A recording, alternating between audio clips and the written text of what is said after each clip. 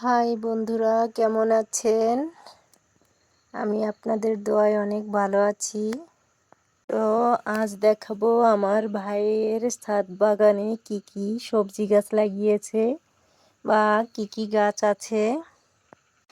তো বেগুন গাছে অনেক বেগুন ধরেছে, মাশাআল্লাহ। টমেটো গাছে টমেটো ফুল এসেছে, ছোট ছোট টমেটো হয়েছে। তো আপনাদের বলবো আমার ভাই কিভাবে এই সবজিগুলো চাষ করলো। তো দেখেন মাশাআল্লাহ অনেক সুন্দর হয়েছে গাছগুলি।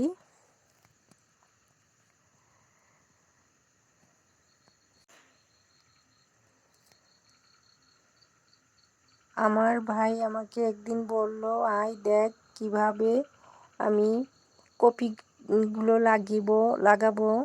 তো উনি কপির চারা কিনে আনলো, এনে বল দেখ তো এইভাবে চারাগুলি লাগালে অবশ্যই ভালো হবে, তাই না? আমি বললাম হ্যাঁ, তুমি কপির চারাই লাগাও, ভালো হবে। তো উনি খুব ভালো জাতের কপির চারা আনিয়ে লাগিয়ে দিল।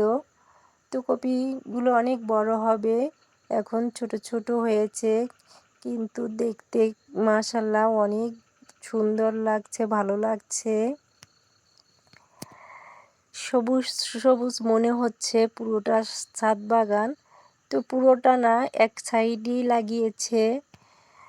তো ডাঁটা শাক বুনিয়েছে, ডাঁটাগুলি অনেক বড় হবে, ছোট শাক তুলেও খাওয়া যাবে। তো দেখেন কত সুন্দর হয়েছে ডাঁটাগুলি।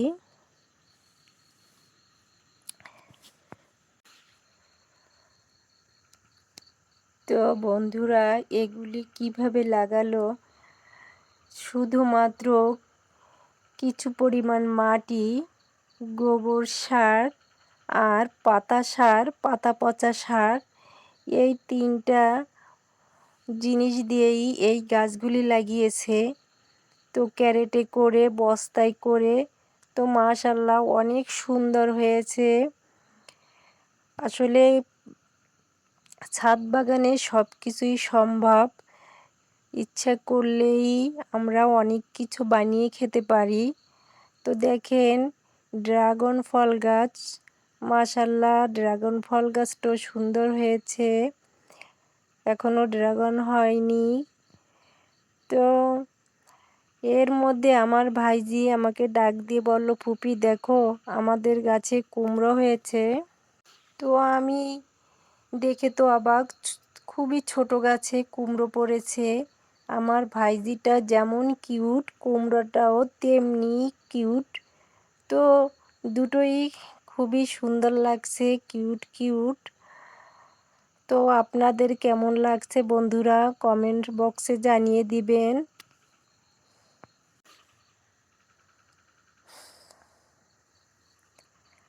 আমার ভিডিওটা যদি আপনাদের ভালো লাগে অবশ্যই সাবস্ক্রাইব করে আমার পাশে থাকার অনুরোধ রইল।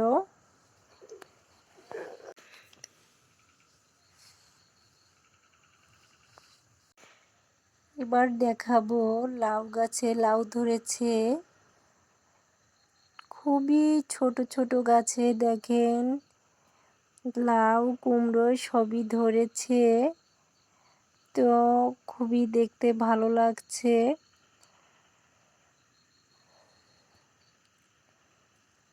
কিউট কিউট লাউ, দেখেন অনেক সুন্দর, লাউটা অনেক বড় হয়েছে, অনেক সুন্দর লাগছে। তো আমার ভাতিজি লাউটাও দেখাই দিচ্ছে।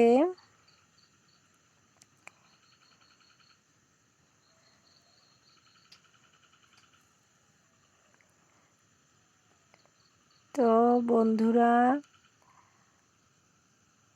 এবার দেখাবো বড়ই গাছ, বড়ই গাছে বড়ই ধরেছে, বড়ইগুলো পাকে নাই, তো পাকলে আচার বানাবো, অবশ্যই দাওয়াত রইল, চলে আসবেন। আল্লাহ হাফেজ।